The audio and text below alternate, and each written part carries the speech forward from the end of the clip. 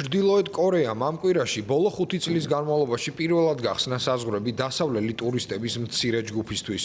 მოგზაურები დიდი ბრიტანეთიდან, კანადიდან, საბერძნეთიდან, ახალი ზელანდიიდან, საფრანგეთიდან, გერმანიიდან, ავსტრიიდან, ავსტრალიიდან და იტალიიდან დასავლელი ვიზიტორების პირველი ჯგუფია, მას შემდეგ რაც COVID-19 პანდემიის დროს ქვეყანამ საზღვრები დახურა.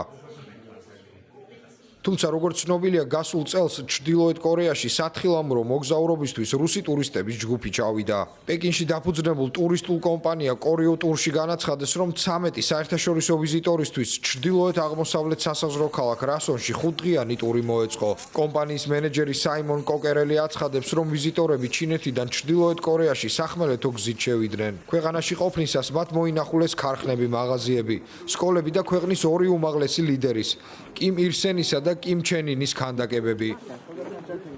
ჩრდილოეთ კორეა როგორც წესი უცხოელ მოგზაურებს შეზღუდვებს უწესებს, უკრძალავს ვიდეო და ფოტო გადაღებას გარკვეულ ადგილებში და აიძულებს მათ, რომ თან ახლდნენ ადგილობრივი გიდები.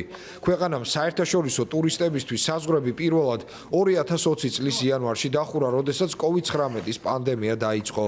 პანდემიის დაწყებამდე ტურიზმი უცხოური ვალუტის შემოდინების ერთ-ერთი წყარო იყო ჩრდილოეთ კორეისთვის, რომელიც მსოფლიოს ერთ-ერთი ყველაზე მეტად სანქცირებული ქვეყანაა. 2022 წლიდან კი ნელ-ნელა დაიწყო შეზღუდვების შემსუბუქება და საზღვრების ხელახლა გახსნა.